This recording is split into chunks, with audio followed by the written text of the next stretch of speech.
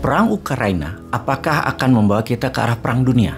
Mari kita bahas kemungkinan atau tidaknya. Ketika kemarin Rusia menyerang pangkalan militer di kota Lviv yang membuat ratusan orang cedera dan membunuh 35 orang, maka hal ini patut menjadi hal yang kita waspadai. Kita bahas sebentar strategi perang Putin yang menarget 4 hari tentara sampai Kiev dan menaklukkan pusat pemerintahan dengan serangan kilat yang tidak berhasil. Maka Rusia merubah perangnya dengan membombardir semua kota ke arah Kiev dan menjadikan perang kota terbuka di semua wilayah. Tadinya hanya serangan kilat satu arah. Ketika rencana pertama gagal, maka perang terbuka adalah semua wilayah diserang, diperangi. Sampailah roket meluncur ke kota Lviv yang jauh di barat dekat perbatasan Polandia. Rusia menuduh Barat dan NATO menggunakan Lviv sebagai kota pemasok senjata di Ukraina. Masuknya mercenaries, masuknya tentara bayaran, suplai logistik semua itu melalui Lviv. Bagi Amerika yang ketika itu Biden lagi kampanye harus segera balik ke Gedung Putih, dan Gedung Putih menyatakan serangan terhadap anggota NATO,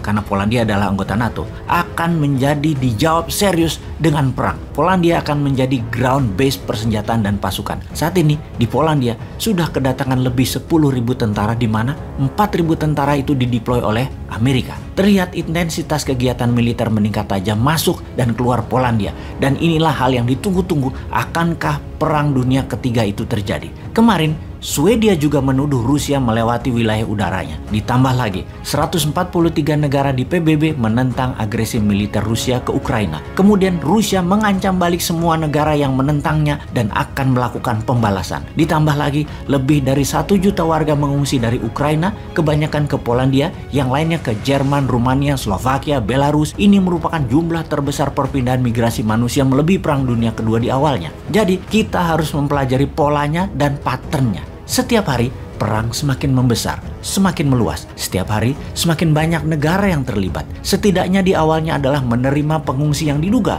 akan mencapai 3 juta manusia mengungsi dalam 3 minggu ke depan. Ini akan membuat negara-negara penerima pengungsi menjadi bermasalah di dalam negerinya. Dengan adanya ini semua, bisakah ini menjadi pemikiran kita akan terjadi Perang Dunia Ketiga? Di Afrika, banyak negara yang mengharap Perang Dunia Ketiga terjadi di Eropa karena akan membuat mereka, negara-negara Afrika, akan terbebas dari belenggu jajahan ekonomi Tiongkok dan Eropa yang akan membuat negara Afrika menjadi negara maju dalam waktu yang cepat. Sekali lagi, Afrika sangat memerlukan Perang Dunia Ketiga ini terjadi. Pakar geopolitik dunia bahkan sudah mengatakan kita saat ini sudah memasuki Perang Dunia Ketiga. Bahkan dalam pidato kenegaraannya 2 minggu yang lalu, Ratu Elizabeth sudah menyatakan kita ini Inggris tentunya, harus bersiap masuk dalam Perang Dunia Ketiga, di mana Ratu Elizabeth mengatakan ketika ayahnya di tahun 1938 menyatakan Inggris dalam keadaan berbahaya dan masuk ke dalam Perang Dunia Kedua, tidak pernah saya bayangkan di zaman modern ini. Saya harus juga mengatakan hal yang sama sekali lagi untuk Inggris.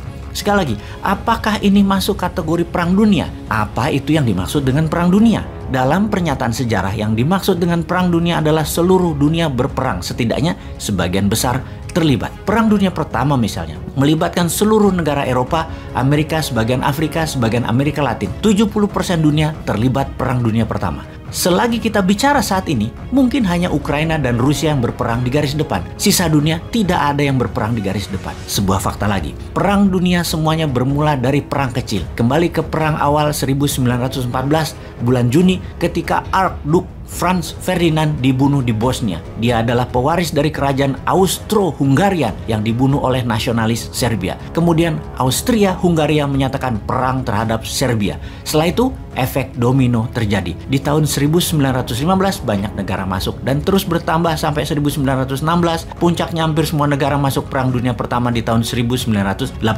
Amerika, Brazil misalnya, yang jauh di seberang lautan pun terlibat. Ini semua diawali dengan 2 negara perang dan 1 pembunuhan. Perang Dunia Kedua sekarang diawali Jerman menginvasi Polandia di 1 September 1939. 2 hari kemudian Inggris dan Prancis menyatakan perang terhadap Jerman. Efek domino terjadi dan seluruh dunia berperang. Setidaknya ada 50 juta manusia langsung atau tidak langsung meninggal akibat Perang Dunia Kedua. Sekali lagi, hal ini terjadi karena satu negara menginvasi negara lain di awalnya. Jadi perang dunia di awalnya tidak selalu masif, kecil, yang akhirnya menarik banyak negara terlibat. Perang Dunia Pertama diawali dari 2 negara menjadi USSR, Inggris, Prancis melawan Austria, Hongaria, Jerman, dan Italia. Perang Dunia Kedua aliansinya adalah Jerman, Italia, Jepang melawan Inggris, Prancis, USSR, Amerika. Sekarang yang kita lihat adalah dua negara berperang, Ukraina melawan Rusia. Kita melihat peta dunia dalam resolusi perang Ukraina.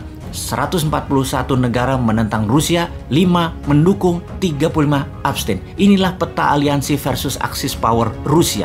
Di belakang Rusia ada Belarusia, Syria, Korea Utara, dan Eritrea, sebuah negara kecil di Afrika seberang Yaman. Ada 35 negara yang tidak memihak manapun, sama seperti Amerika di Perang Dunia Pertama. Tidak ikut-ikutan sampai kepentingan Amerika terganggu. Di tahun 1917, U-boat Jerman menenggelamkan 3 kapal niaga Amerika, membuat Presiden Amerika saat itu, Woodrow Wilson, menyatakan Amerika berperang melawan Jerman dan masuk ke dalam Perang Dunia Pertama. Dengan informasi ini, semoga sahabat dengan bijak bisa menyikapi apa yang akan terjadi dalam perang di Ukraina ini. Bosman kali ini tidak menyatakan akan terjadi atau tidak. Saya membiarkan sahabat yang menilai. Panjang sudah kita membahas di mana apapun yang akan terjadi, seharusnya kita, Indonesia, bersiap dalam war mode sejak jauh-jauh hari. Jangan masih memikirkan cari hutangan untuk membangun proyek diutamakan. Apa nggak mudeng ya bernegaranya, wahai Lord?